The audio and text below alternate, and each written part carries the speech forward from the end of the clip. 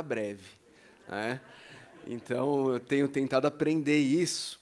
E aí, hoje, eu resolvi trazer para os irmãos, para nós estudarmos um salmo curtinho, de 50 versículos apenas, não é?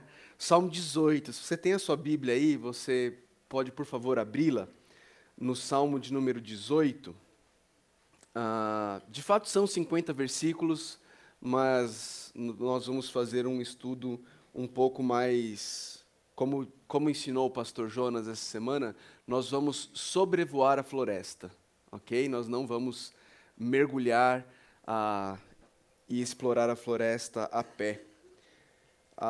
Eu pedi a Fabiola que fizesse, por favor, nos ajudasse com a leitura dos versículos do Salmo 18.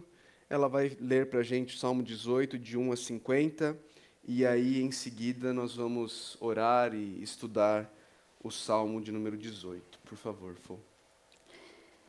Eu te amo, ó Senhor, minha força. O Senhor é minha rocha, a minha fortaleza e o meu libertador. O meu Deus é o meu rochedo em quem me refugio. Ele é meu escudo e o poder que me salva, a minha torre alta. Clamo ao Senhor, que é digno de louvor, e estou salvo dos meus inimigos. As cordas da morte me enredaram, as torrentes da destruição me surpreenderam.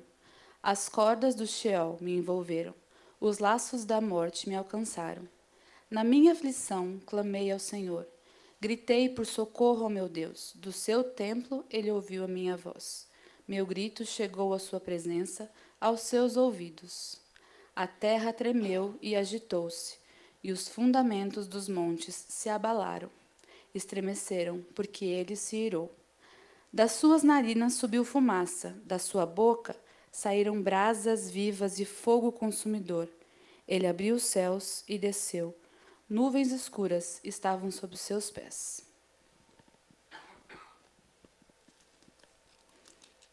Montou um querubim e voou, deslizando sobre as asas do vento.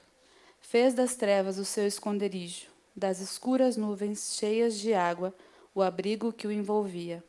Com o fulgor da sua presença, as nuvens se desfizeram em granizo e raios.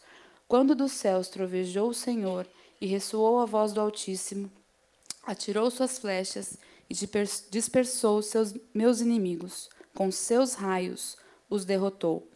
O fundo do mar apareceu, e os fundamentos da terra foram expostos pela tua repreensão, ó Senhor, com o forte sopro das tuas narinas. Das alturas estendeu a mão e me segurou. Tirou-me das águas profundas. Livrou-me do meu inimigo poderoso, dos meus adversários, fortes demais para mim. Eles me atacaram no dia da minha desgraça, mas o Senhor foi o meu amparo. Ele me deu total libertação. Livrou-me porque me quer bem. O Senhor me tratou conforme a minha justiça, conforme a pureza das minhas mãos, recompensou-me. Pois segui os caminhos do Senhor, não agi como ímpio, afastando-me do meu Deus. Todas as suas ordenanças estão diante de mim. Não me desviei dos seus decretos. Tenho sido irrepreensível para com ele, e guardei-me de praticar o mal. O Senhor me recompensou conforme a minha justiça, conforme a pureza das minhas mãos diante dos seus olhos. Ao fiel te revelas fiel, ao irrepreensível te revelas irrepreensível. Ao puro te revelas puro, mas com o perverso reages à altura. Salvas os que são humildes, mas humilhas os de olhos altivos. Tu, Senhor, mantens acesa a minha lâmpada. O meu Deus transforma em luz as minhas trevas. Com o teu auxílio posso atacar uma tropa, com o meu Deus posso transpor muralhas. Este é o Deus cujo caminho é perfeito. A palavra do Senhor é comprovadamente genuína. Ele é o escudo para todos os que nele se refugiam. Pois quem é Deus além do Senhor? Quem é rocha senão o nosso Deus? Ele é o Deus que me reveste de força e torna perfeito o meu caminho. Torna os meus pés ágeis como os da corça. Sustenta-me firme nas alturas. Ele treina as minhas mãos para a batalha e os meus braços para vergar um arco de bronze. Tu me dás o teu escudo de vitória, tua mão direita me sustém. Desces ao meu encontro para exaltar-me. Deixaste livre o meu caminho para que não se torçam os meus tornozelos. Persegui os meus inimigos e os alcancei. E não voltei enquanto não foram destruídos. Massacrei-os e não puderam levantar-se. Jazem debaixo dos meus pés. Deste-me força para o combate, subjugaste os que se rebelaram contra mim. Puseste os meus inimigos em fuga e exterminei os que me odiavam. Gritaram por socorro, mas não houve quem os salvasse. Clamaram ao Senhor, mas ele não respondeu. Eu os reduzi ao pó, pó que o vento leva. Pisei-os como a lama das ruas. Tu me livraste de um povo em revolta, fizeste-me o cabeça das nações. Um povo que não conheci, sujeita-se a mim. Assim que me ouvem, me obedecem. São estrangeiros que se submetem a mim. Todos eles perderam a coragem. Tremendo, saem de suas fortalezas. O Senhor vive, bendita seja a minha rocha. Exaltado seja Deus, o meu Salvador. Este é o Deus que em meu favor executa a vingança, que a mim sujeita nações. Tu me livraste dos meus inimigos. Sim, fizeste-me triunfar sobre os meus agressores e de homens violentos me libertaste. Por isso, eu te louvarei entre as nações, ó Senhor. Cantarei louvores ao teu nome. Ele dá grandes vitórias ao seu rei. É bondoso com o seu ungido, com Davi e os seus descendentes para sempre. Vamos orar mais uma vez? Senhor Deus, nós estamos diante da Tua palavra, nós ouvimos a leitura da Tua palavra e nós queremos suplicar ao Senhor por esse tempo que teremos juntos aqui. Reconhecemos que se o Senhor não agir através da Tua palavra, será um tempo infrutífero e seco. Por isso nós suplicamos pelo Teu agir nessa manhã em nós, através da Tua palavra. Pedimos que o Teu Santo Espírito haja de forma sobrenatural e poderosa, Ele que é o autor da Tua palavra, que Ele tome a espada dEle e penetre fundo em nossos corações, trazendo transformações em nossas vidas, Deus. Senhor, nós suplicamos que apesar do pregador e dos ouvintes, a Tua palavra possa transformar vidas nessa manhã. É em nome de Jesus que nós oramos. Amém. Irmãos, se você não conhece a história de Davi, vale muito a pena você ler o primeiro livro de Samuel para conhecer um pouco da história do rei Davi. Vale a pena ler lá e conhecer a história que vai além da batalha entre Davi e Golias. Davi foi um filho de Jessé. Você que conhece a história, você sabe que Deus rejeitou a Saul como rei de Israel e mandou Samuel ir procurar o novo rei, que seria um dos filhos de Jessé. E Samuel chega ali, a família de Jessé, e fala, olha, Deus falou que o próximo rei vai ser um dos seus filhos. E então Jessé começa a trazer, começa pelo mais velho, ao mais forte, o mais bonito, e Samuel logo fala, com certeza é esse, e Deus fala, não é esse. E então vem o segundo, vem o terceiro, e assim sucessivamente, até que Jessé fala, olha, os meus filhos já passaram todos aí, ele fala, não tem mais nenhum. Não, ter filho, assim, até tem mais um, mas esse com certeza não é, e era, né? Davi vem do rebanho lá, estava pastoreando as ovelhas, e Deus fala assim para Samuel, é esse aí, esse é o futuro rei. Ele é ungido rei, ainda muito jovem, mas ele não assume o trono ainda, ele apenas é ungido rei. Em seguida, vem aquela história mais famosa, em que ele vai levar ali uma marmita para os seus irmãos, que eram soldados, e então ele descobre que tem ali um filisteu, um incircunciso, zombando do povo de Deus e mais ainda zombando do próprio Deus. E então ele fica indignado, ele fala, olha, vocês não vão fazer nada, ele está aqui zombando de Deus, e ele fala, olha, eu vou em nome do Senhor, eu vou contra ele. E ele mata Golias com a pedrada, depois ele toma a espada de Golias, degola Golias com a própria espada do Golias, e vai morar na corte, vai morar junto de Saul no palácio real. Se torna muito amigo do filho de Saul, só que aí, de repente, Saul começa a ter inveja de Davi.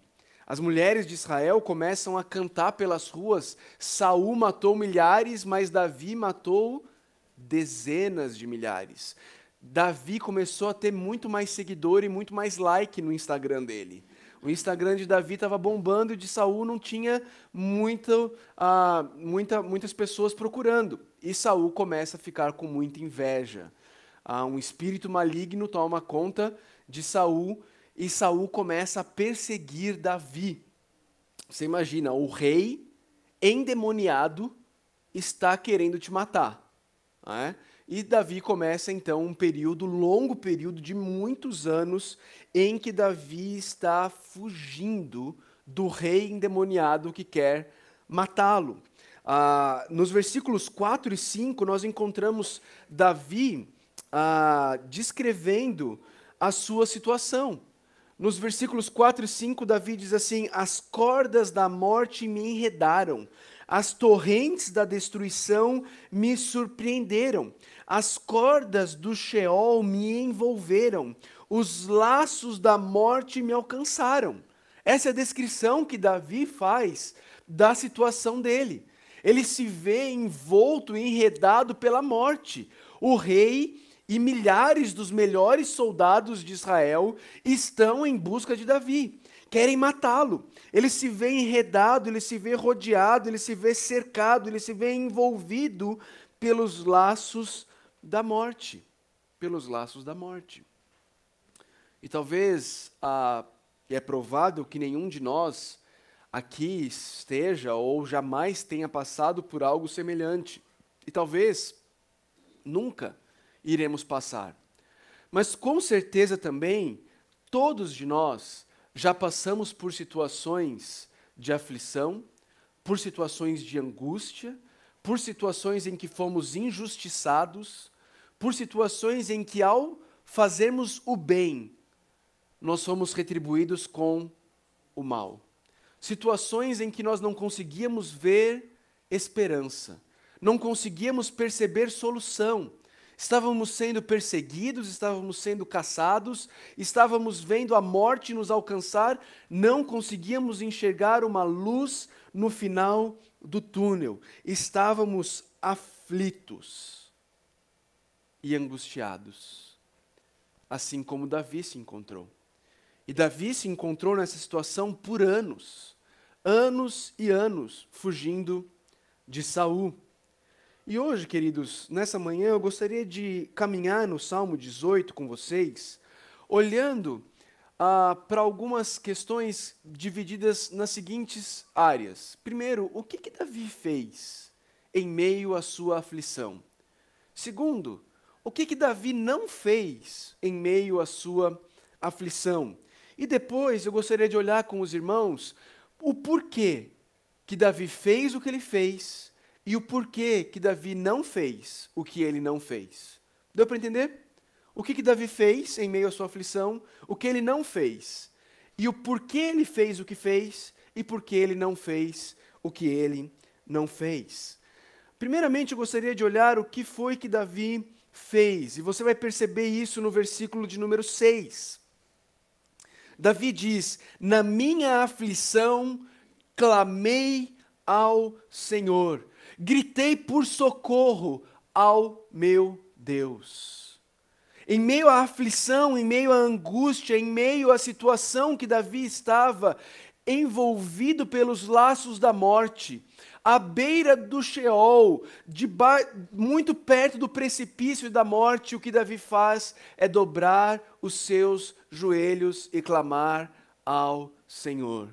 Queridos, não sei se você passa por isso também, mas a minha tentação, a minha tendência quando a aflição chega na minha vida, quando as dificuldades surgem, quando eu não sei mais o que fazer, muitas vezes não é dobrar os meus joelhos e clamar ao Senhor.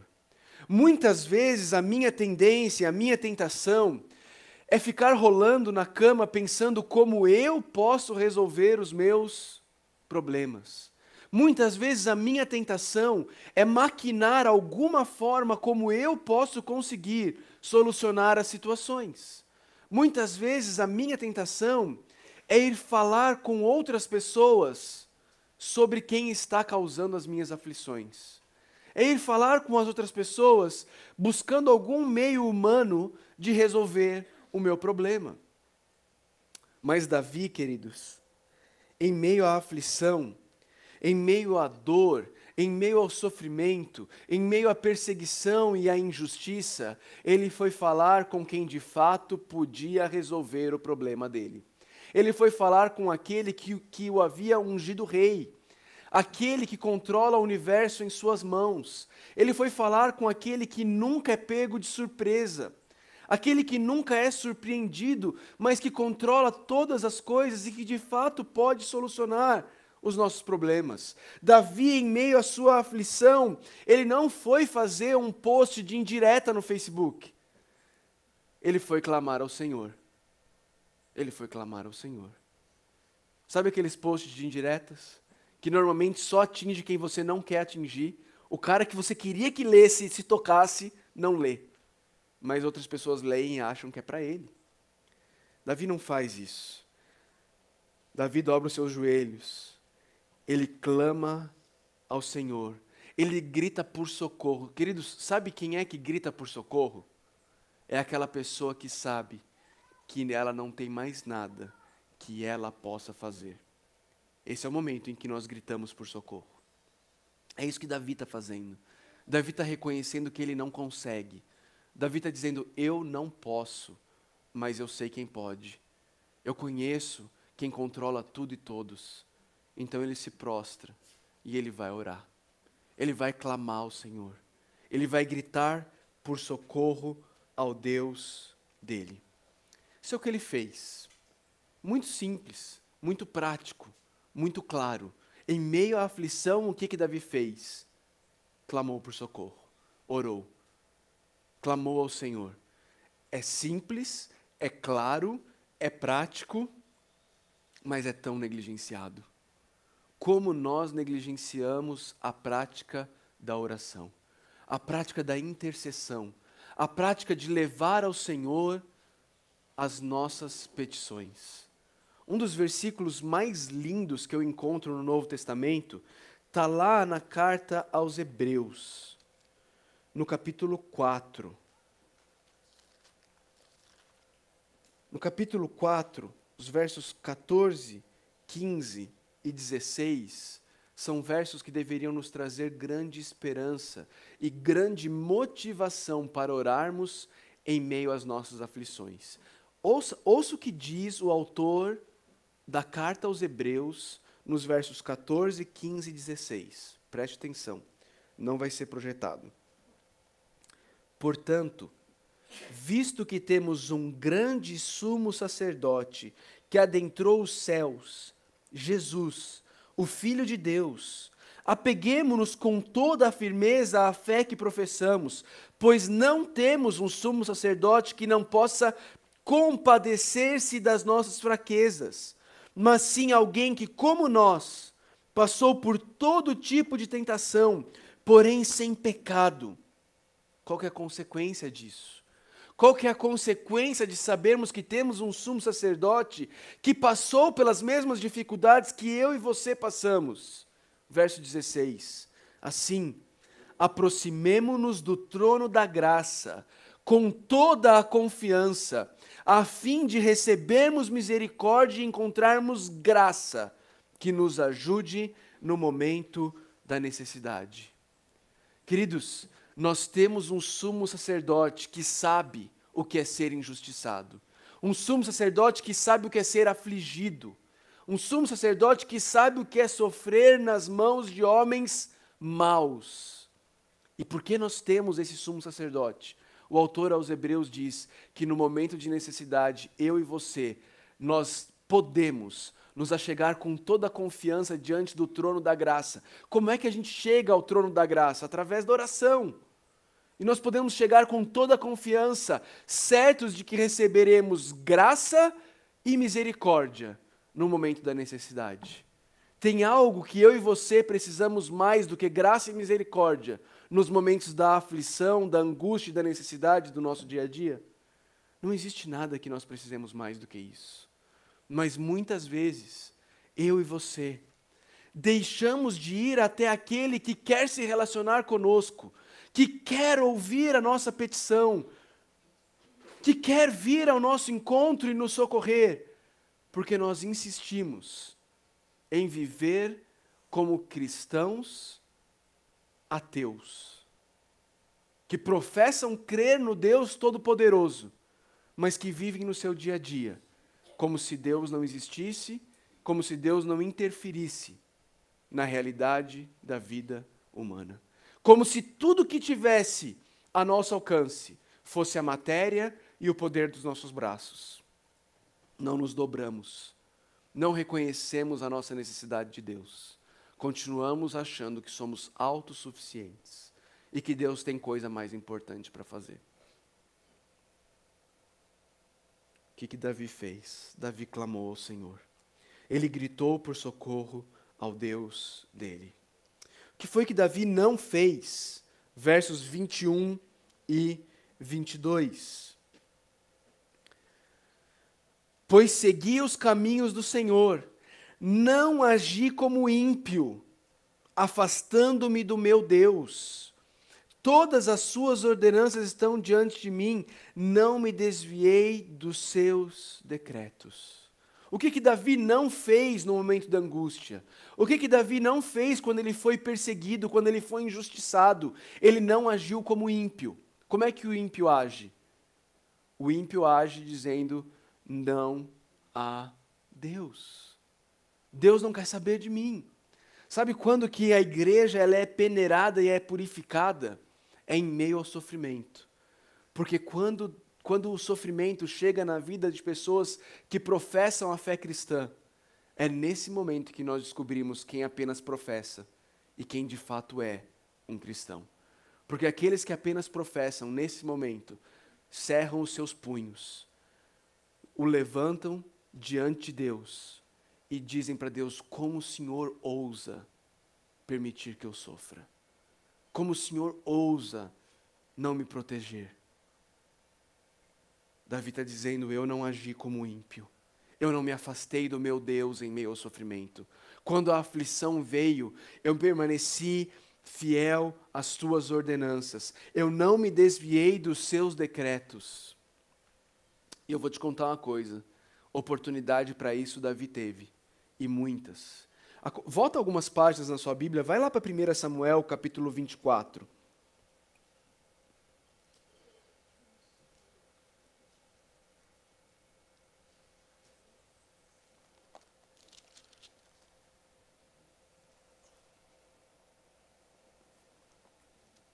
Conseguiram achar aí? 1 Samuel 24? Olha a oportunidade que Davi tem de tomar as rédeas da vida dele nas mãos dele, de resolver o problema do jeito dele.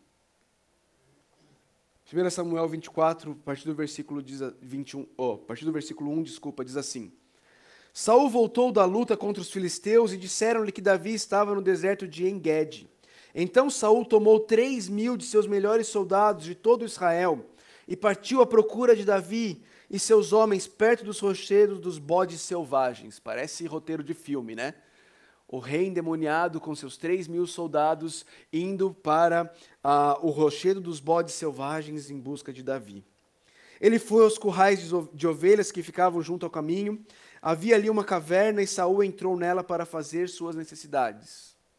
Que já vira a novela mexicana. E Saul entrou nela para fazer suas necessidades. Davi e seus soldados estavam bem no fundo da caverna. Então eles, os soldados, disseram a Davi: Este é o dia sobre o qual o Senhor lhe falou: entregarei nas suas mãos o seu inimigo, para que você faça com ele o que quiser. Está vendo o que está acontecendo aqui? Teologia das portas abertas. Abriu a porta, Davi. É Deus. Deus está abrindo uma porta para você. E como sempre, nessas teologias erradas, usa-se o quê? Usa-se o quê? Pastor Jonas falou sobre isso essa semana também. Crente sempre peca com base bíblica. Não é isso que ele falou? Aqui, heresia com base bíblica, teologia das portas abertas. Davi, Deus falou, eu vou entregar os inimigos nas tuas mãos. E eles continuam. Então Davi foi com muito cuidado e cortou uma ponta do manto de Saul, sem que este percebesse.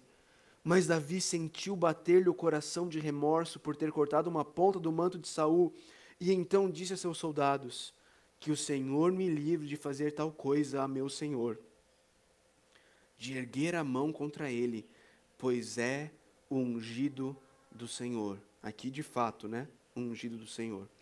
Com essas palavras, Davi repreendeu os soldados e não permitiu que atacassem Saul, e este saiu da caverna e seguiu o seu caminho. Então Davi saiu da caverna e gritou para Saul: ó rei, meu senhor. Quando Saul olhou para trás, Davi inclinou-se rosto em terra, e depois disse: por que o rei dá atenção aos que dizem que eu pretendo fazer-lhe mal? Hoje o rei pôde ver com seus próprios olhos como o Senhor o entregou em minhas mãos na caverna. Alguns insistiram que eu o matasse, mas eu o poupei, pois disse: não erguerei a mão contra o meu Senhor, pois ele é o ungido do Senhor. Ele podia ter resolvido o problema, não podia? Ele podia ter pego as rédeas da vida dele nas mãos dele, ser senhor do destino dele. Mas ele decidiu não se afastar de Deus.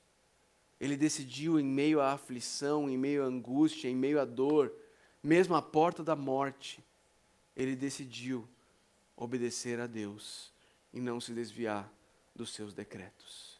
Ah, isso foi só uma oportunidade. Vira uma página da sua Bíblia para frente. Vai para 1 Samuel 26. Eu não vou ler o texto inteiro, mas qual que é o títulozinho em negrito de 1 Samuel 26 aí?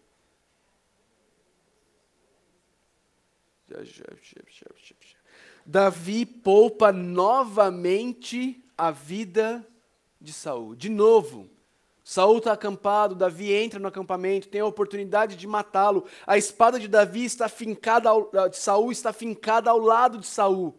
Ele poderia tomar a espada e matar Saul. E novamente ele não o faz. Vamos voltar lá para o Salmo de número 18. O que Davi não fez?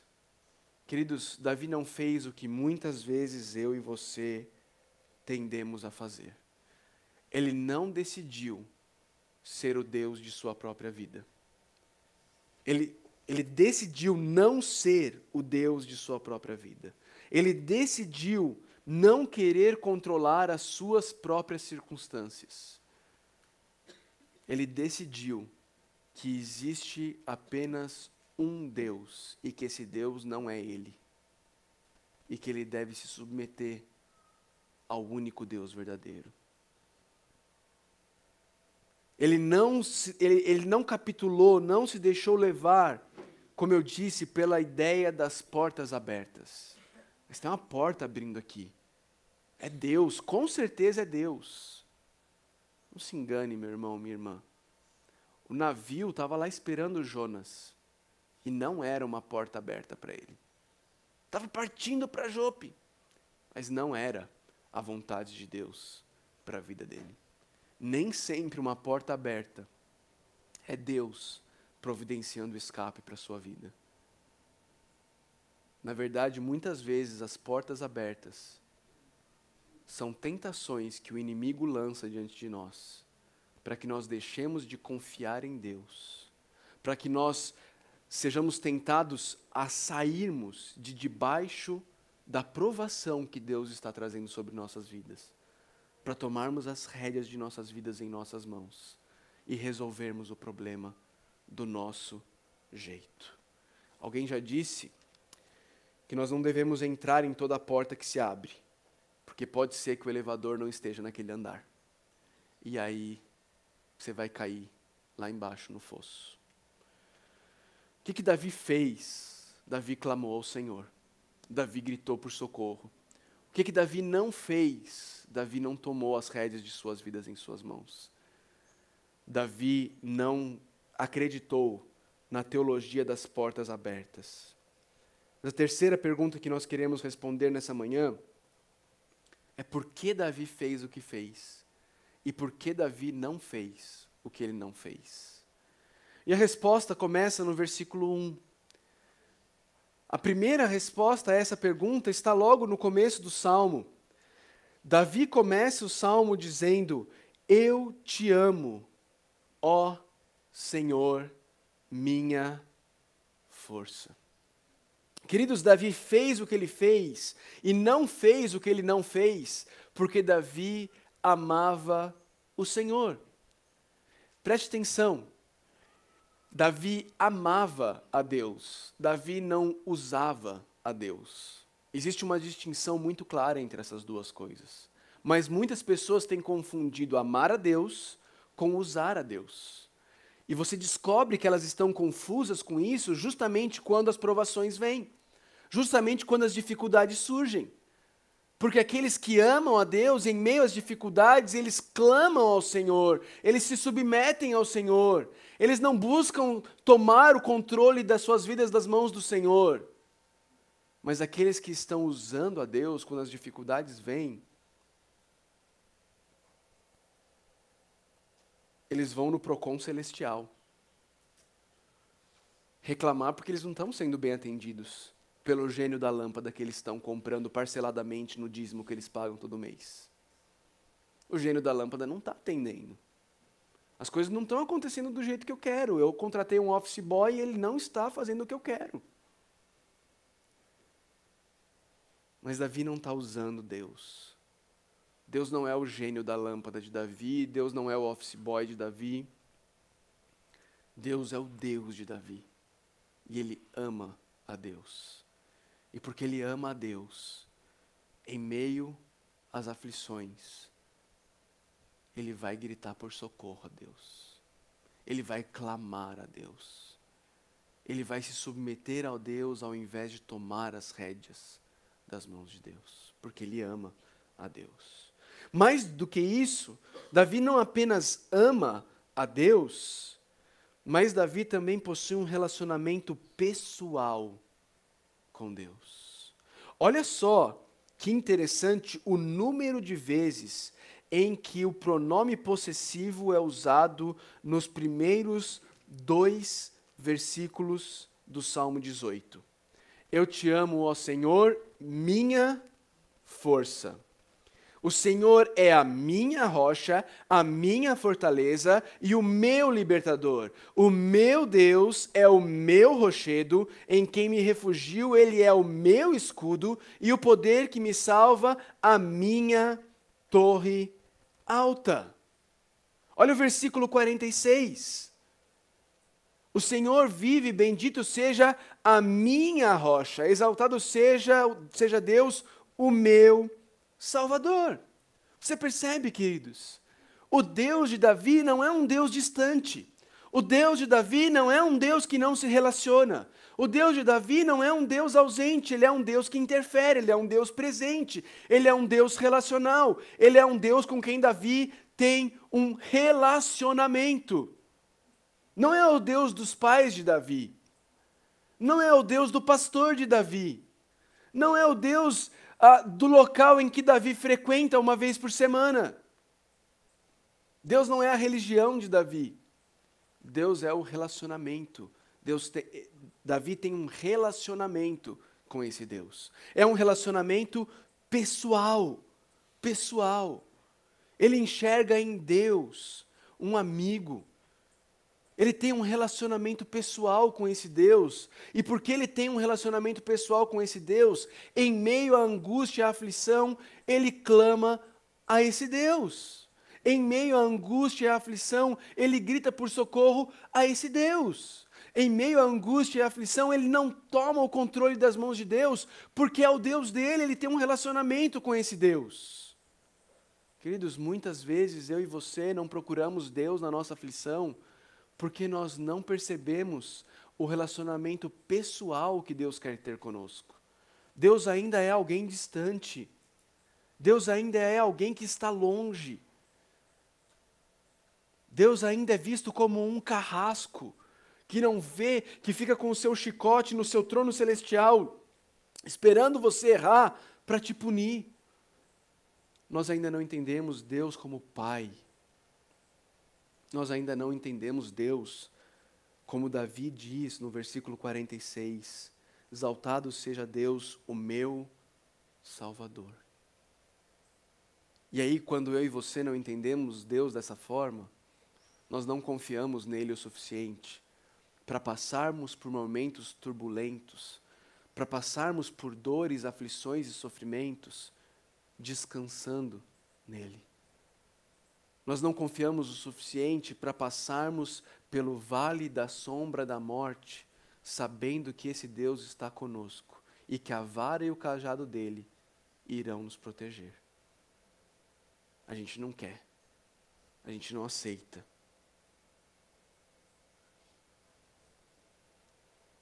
Por que Davi fez o que fez e por que Davi não fez o que não fez? Primeiro, porque Davi ama a Deus.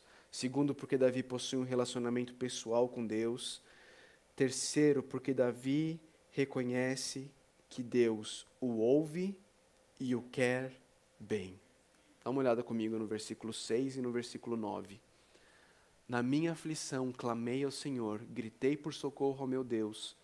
Do seu templo ele ouviu a minha voz. Meu grito chegou à sua presença, aos seus ouvidos. Davi sabe que Deus o está ouvindo. Davi sabe que o Deus a quem ele serve não é como os deuses falsos do Oriente Antigo, que têm ouvidos, mas não ouvem. Ele sabe que o Deus dele está ouvindo.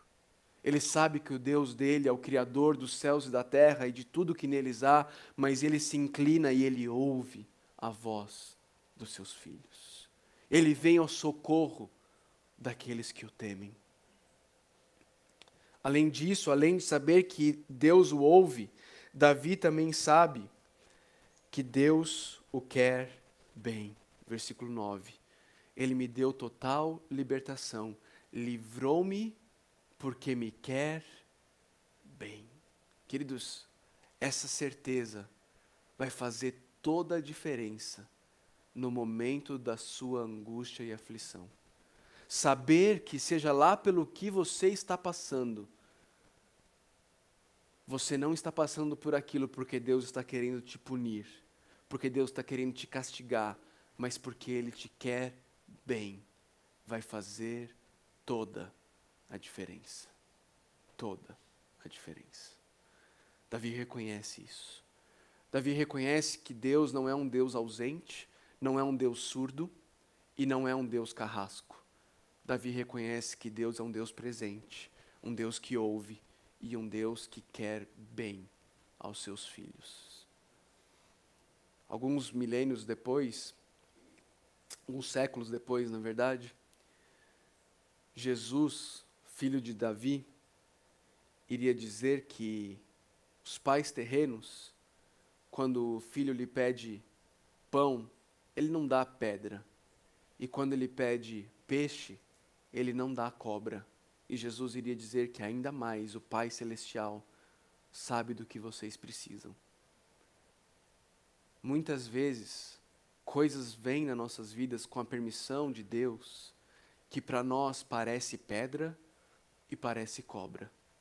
Mas se eu e você tivermos a plena convicção de que Deus nos ouve e Ele nos quer bem, nós saberemos que por mais que pareça pedra e cobra, nós podemos pela fé crer que é pão e é peixe de Deus para as nossas vidas e para o nosso bem.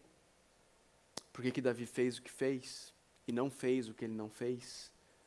Porque Davi ama a Deus, porque Davi possui um relacionamento pessoal com Deus, porque Davi reconhece que Deus o ouve e o quer bem, e por último, porque Davi reconhece que só o Senhor é Deus, e só em Deus ele estará seguro. Verso 31.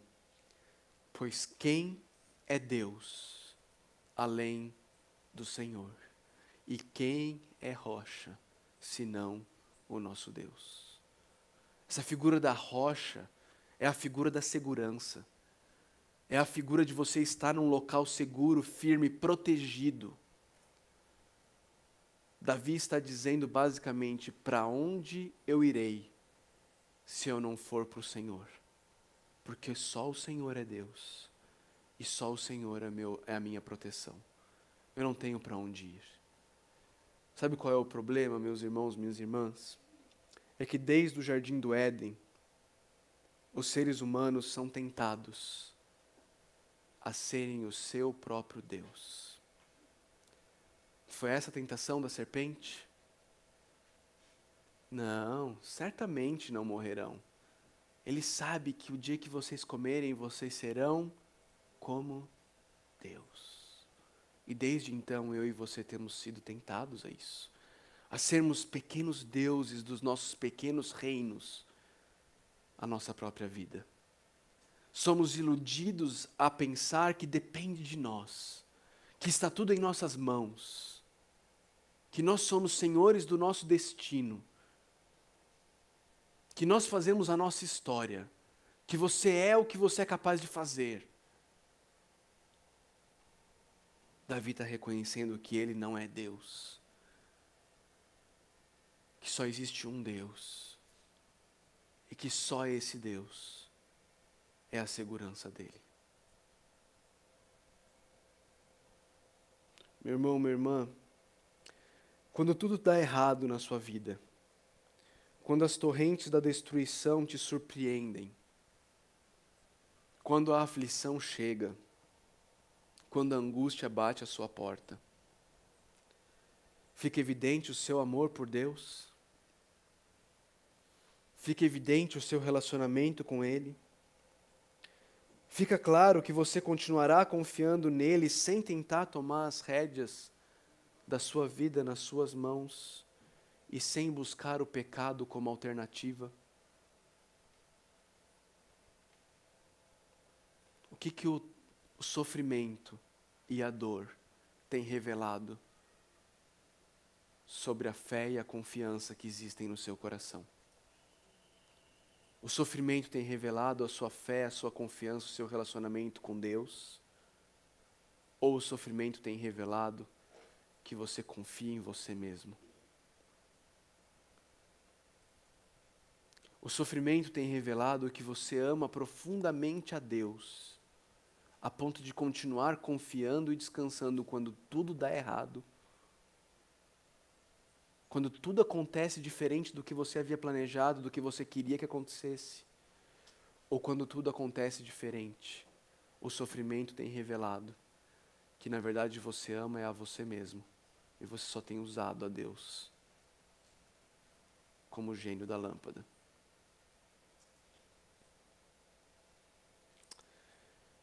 Olha para o verso 49.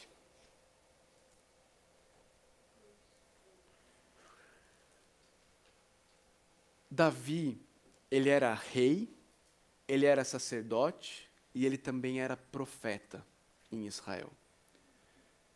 E quando a gente olha para o Salmo 18, nós percebemos que muito do que Davi fala, muito do que Davi relata no Salmo 18, é difícil encontrar o relato histórico disso na vida de Davi.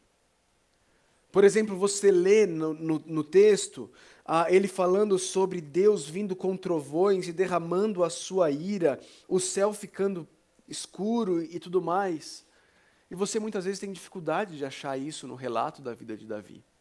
Mas Davi também era profeta.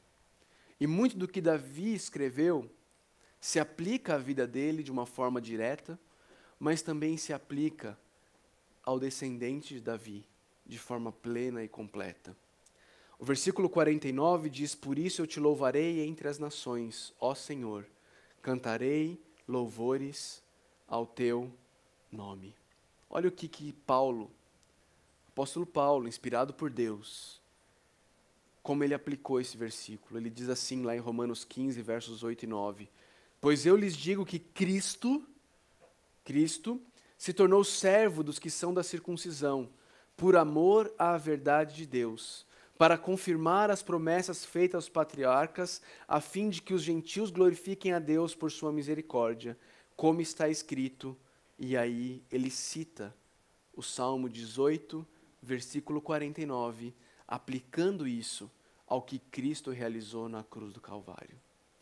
Dizendo que Deus ele é louvado entre os gentios por causa do que Cristo fez. Quem aqui é judeu? Alguém aqui é judeu? Nós somos todos gentios. E estamos louvando e cantando louvores ao nome de Deus por causa do que Cristo fez. Estamos louvando e cantando louvores a Deus porque Cristo, porque Jesus, o filho de Davi, assim como Davi, não quis tomar as rédeas de sua vida em suas próprias mãos. O pastor Jonas falou sobre isso ontem de manhã, não foi? No jardim do Getsêmani, ele ora: Pai, se tu queres, passa de mim esse cálice. Contudo, não seja feita como eu quero, mas a tua vontade. Ele não quis tomar as rédeas da vida dele nas mãos dele. Ele se submeteu. Ele clamou ao Senhor. Ele gritou por socorro e se submeteu à vontade perfeita e soberana do Pai, para que eu e você pudéssemos hoje cantar louvores a Deus. Meu irmão, minha irmã, em meio à dor e sofrimento da sua vida, faça um favor para você mesmo. Olhe para a cruz. Olhe para a cruz e se lembre todos os dias que o teu Senhor e Salvador também foi injustiçado, também sofreu, também experimentou aflição e injustiças. E hoje Ele pode se compadecer de você, para que você pudesse vir a ter um relacionamento pessoal de amor e salvação com o Deus, Criador do universo. Se em meio às suas dores e à sua aflição, você por algum momento tiver dúvida de que Deus ama você, porque Ele está permitindo que você sofra, olhe para o maior objeto de amor do Pai, o Filho Jesus Cristo, e veja quanta dor e sofrimento Deus permitiu na vida dele, sem deixar de amá-lo em momento algum, para que eu e você, pecadores, merecedores da ira de Deus, pudéssemos também passar a sermos objeto do amor dele, do cuidado dele, da proteção dele, para que eu e você viéssemos a sermos filhos de Deus. Tem um versículo que talvez seja o meu versículo favorito na Bíblia, lá em Romanos capítulo 8, o verso 28, ele é muito conhecido, né? Sabemos que todas as coisas acontecem para o bem daqueles que amam a Deus. Mas o versículo 32, ele é fantástico, porque ele diz assim: aquele que não poupou seu próprio filho, mas o entregou por todos nós, como não nos dará juntamente com ele e de graça todas as coisas? Meu irmão, minha irmã, em meio à dor e ao sofrimento, à angústia na sua vida, você precisa olhar para a cruz de Cristo e ver que o Deus a quem você serve não poupou o próprio Filho dele. E Ele mesmo diz que irá suprir tudo o que eu e você precisamos em Cristo Jesus. Nós podemos confiar nele, nós podemos descansar nele. Nós não precisamos agir como ímpios, tomando as rédeas em nossas mãos, nos afastando de Deus, buscando opções pecaminosas para resolvermos os nossos problemas. Nós podemos simplesmente descansar e confiar no Deus que nos amou a ponto de entregar o único Filho dele para morrer na cruz do Calvário por nós. Vamos orar. Senhor Deus, nós louvamos ao Senhor, bendizemos o Teu nome por tão grande amor. Te louvamos e Te bendizemos porque em meio à nossa dor, à nossa aflição, ao nosso sofrimento, nós não estamos entregues a nós mesmos. Nós não estamos abandonados. Não estamos largados à nossa própria sorte. O Senhor não está realizando um teste para ver Qual de nós se torna merecedor do teu amor? Que de fato nenhum de nós o merece, e ainda assim o Senhor o entregou livremente. O Senhor nos amou quando ainda éramos teus inimigos. Pai, nos ajuda a mantermos os nossos olhos fixos em Jesus, no Cristo crucificado, Ele que é o autor e consumador da nossa fé. Nos ajuda a lembrarmos, em meio à dor e ao sofrimento, das promessas que o Senhor fez, de que aquele que começou a boa obra em nós há de concluí-la até o dia de Cristo Jesus. O Senhor não vai parar pelo meio. O Senhor vai terminar a obra que o Senhor começou em nós. Nós podemos crer e descansar nisso. Quando nós não conseguirmos ver solução, quando portas pecaminosas se abrirem, nos ajude a mantermos nossos olhos na cruz e confiarmos no Deus que não poupou o seu próprio Filho, antes o entregou por nós, crendo de que o Senhor nos dará juntamente com Ele de graça tudo o que precisarmos. Para a tua honra e para a tua glória, nos ajuda, em nome de Jesus que oramos. Amém.